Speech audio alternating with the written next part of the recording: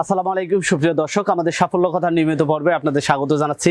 দর্শক বন্ধুরা, আজকে আমরা চলে এসেছি ঢাকা ভাটারায়। এটা হচ্ছে পূর্ব সলমাইত নর্থ বেঙ্গল ডেইরি ফার্মে। দর্শক, এই খামারের ব্যবস্থাপনা পরিচালক হলেন জনাব মকবুল হোসেন। তিনি একজন উদ্যমী উদ্যোক্তা। দীর্ঘ কয়েক বছর আগে মাত্র 4টি গরু থেকে গবাদি পশু পালনে এসেছেন। 4টি গরু থেকে এখানে প্রায় শতাধিক গবাদি পশু রয়েছে এবং মোটা তাজাকরণের গরু রয়েছে প্রায় 200-এর মতো। পাশাপাশি তিনি তার এই খামারেই প্রায় শতাধিক ছাগল পালন করতেছেন। আমরা আজকে উদ্যোক্তা মকবুল হোসেন ভাই সঙ্গে কথা বলবো এবং জানার চেষ্টা করবো তিনি কেন তার এই গবাদি পশু পালনের পাশাপাশি ছাগল পালনে আসলেন এবং ছাগল পালন কিভাবে করতেছেন, কিভাবে ছাগল পালন করলে লাভবান হওয়া যায়, এই বিষয়গুলো নিয়ে বিস্তারিত বিষয়ে আমরা তার কাছ থেকে জানার চেষ্টা করব। তো চলুন আমরা উদ্যোক্তা মকবুল হোসেন ভাইয়ের সঙ্গে কথা বলি এবং তার এই ছাগল পালন সম্পর্কে বিস্তারিত জানার চেষ্টা করি। চলুন আমার সঙ্গে।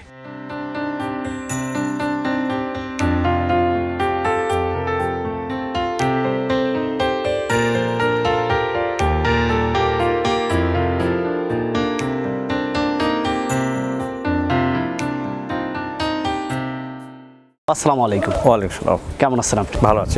এর আগে আমরা 2টি পর্ব আপনার দেখেছি দর্শকদের। আমরা একটু জানতে চাই ছাগল পালনের দিকে কেন আসা, ছাগল এখানে কেন পালন হচ্ছে, এই বিষয়ে আমাদের কিছু বলবেন। এটাও তো আমাদের গবাদি পশুর একটা অংশ, এটাও বাংলাদেশের সম্পদ। বিশেষ করে ব্ল্যাক বেঙ্গল দেশি যে ছাগলটা, এটা অনেকে পালে না। এটা তো গ্রামে আগে প্রচুর ছিল, এখন গ্রামেও প্রায় বিলুপ্ত।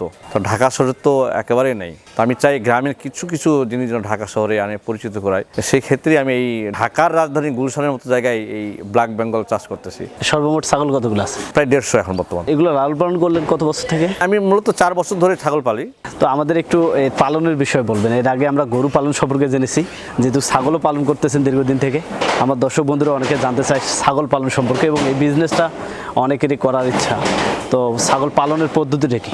গরুর মতোই ছাগলও লালন পালন করতে হয়। ন্যাচারালভাবে পালি আমি ওদের ঘাসের উপরেই বেশি নির্ভর করি। ন্যাচারাল ঘাস খাওয়াই আর ওই সামান্য ভুসি দিই। আর আমার এই যে সরিষার তেল থেকে যে সরিষার খৈল পাই, এই সামান্য দিই, তাতে ওরা ভালো আছে ইনশাল্লাহ। আচ্ছা, আপনার মাথায় কেন এই আইডিয়াটা আসলো যে খাসিগুলো উৎপাদন করতে হবে? ঢাকা শহরে কিন্তু খাসির একটা চাহিদা আছে, কিন্তু ঢাকা শহরের মানুষ ভালো তরতাজা খাসি পায় না।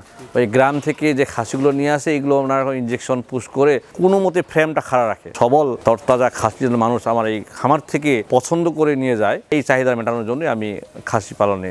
আর ছাগলের জন্য একটা সুন্দর শেড করছেন, শেডটা সম্পর্কে আমাদের একটু বলবেন। এইখানে আমার এই গরুর যে অস্টেজ পানিগুলো আসে নিচে পড়ে, এই জায়গাটা তো আমার এমনি পড়েছিল। এইখানেই আমি কাঠের মাচা দিয়ে বাঁশের ফ্রেম দিয়ে এই ছাগলের লালন পালন শুরু করছি। তো এই জায়গাটা পড়েছিল সাধারণত, তো পড়ে না থেকে আমি এটা ইউজ করলাম, তো মাশাআল্লাহ কাজে লাগে গেল। আর এই সেটটি থেকে বায়োগ্যাস? এটা বায়োগ্যাস। এই যে বাছুরগুলো যে আছে, 3টা চেম্বারেই বায়োগ্যাসের চেম্বারগুলো আছে। অন্যান্য জায়গায় দেখবেন যেখানে বায়োগ্যাসের চেম্বার আছে ওখানে ফাঁকাই রাখে, কিন্তু আমি ফাঁকা রাখিনি। আর প্রতিটি জায়গা, প্রতি ইঞ্চি জায়গা কাজে লাগিয়েছি। নিচে আমার বায়োগ্যাস চেম্বার, উপরে আমার যে বাছুর লালন পালন হচ্ছে। কিছু কবুতরও দেখতেছি। কবুতরও? হ্যাঁ, কবুতর এটা দেখতে সুন্দর লাগে। মানুষ কবুতর তো আবদ্ধ জায়গায় রাখে, আর কবুতর বেশ খোলামেলা মুক্তভাবে খায়, উড়ে, দেখতে ভালো লাগে। আর মাঝে মাঝে এগুলো খাওয়ারও চাহিদা মেটাই, এই বেস্ট। তো ছাগল পালন যেহেতু 4 বছর থেকে করে আসতেছেন, এর আগের বছরগুলোতে কি প্রফিট ছিল কিনা? না, আলহামদুলিল্লাহ প্রফিট। যে আমার মা ছাগলগুলো আছে, আমার প্রতি ছাগল 3 থেকে 4টা করে বাচ্চা দেয়। বছরে 2বার দেয়। বছরে 2বার দেয় মানে কি 6টা থেকে 8টা বাচ্চা দেয় তারা। এইগুলো 1 বছর পরে আমি আর বিক্রি করতে পারি। তো মাশাআল্লাহ একটা ভালো প্রফিট আসে। ছাগল পালনের ক্ষেত্রে কোনো প্রতিবন্ধকতা বা রোগ ব্যাধি? না, রোগ ব্যাধি হলো কি, যদি আপনি একটা সুষম ভালো খাবার দেন, স্বাস্থ্যসম্মত খাবার দেন, তার থাকার জায়গা, বাসস্থান যদি পরিষ্কার রাখেন, খোলামেলা আলো বাতাস থাকে, তার কোনো প্রতিবন্ধকতা আসে না। তো ভবিষ্যতে কি আরো ছাগল বাড়ানো হবে না?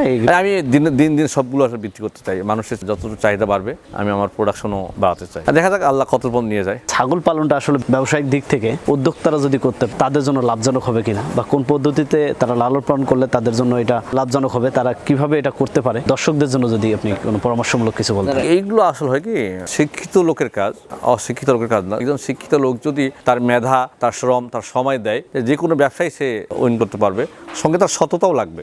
যদিও মনে করবো সততা হলে ব্যবসায় লাভ করা যায় না, এটা ভুল ধারণা, ভুল কনসেপ্ট। তো যে কোনো শিক্ষিত মানুষ তার মেধা, শ্রম, সময় যদি যে কোনো জায়গায় দেয় সততার সহিত, তো সে ইনশাল্লাহ জয়লাভ করবে। ভাই, আপনাকে অনেক অনেক ধন্যবাদ জানাচ্ছি আমাদের মূল্যবান সময় দেওয়ার জন্য। আমরা আপনার এই ছাগল পালনের ভবিষ্যতের দিনগুলো মঙ্গল কামনা করে, সেই সাথে আপনার নর্থ বেঙ্গল ডেইরি ফার্মের সামনের দিনে মঙ্গল কামনা করে, এবং আপনার যারা কাস্টমার রয়েছে আমাদের সাফল্য কথার দর্শক বন্ধুদের পক্ষ থেকে, তাদেরকে অসংখ্য ধন্যবাদ জানিয়ে আমাদের আজকের এই প্রতিবেদন এখানে শেষ করছি। আসসালামু আলাইকুম। ওয়ালাইকুম আসসালাম। দর্শক বন্ধুরা, এতক্ষণ থেকে আমরা মকবুল হোসেন ভাইয়ের সঙ্গে কথা বলেছি। তার এখানে যে ছাগলগুলো রয়েছে আমরা সেই বিষয়গুলো জানার চেষ্টা করছি। দর্শক, আপনারা জানেন ছাগল পালন আমাদের দেশে একটি লাভজনক সেক্টর। বাণিজ্যিকভাবে এই ছাগল পালন করে অনেকেই স্বাবলম্বী হয়েছে। এখানে মকবুল হোসেন ভাই তার এই গবাদি পশু পালনের পাশাপাশি ছাগল পালন করতেছেন এবং এখানে তিনি একটি নিজস্ব আইডিয়াকে কাজে লাগিয়েছেন, সেটি হচ্ছে দেশীয় খাসি ছাগলগুলোকে তিনি মোটা তাজাকরণ করে বিক্রি করে দিচ্ছেন।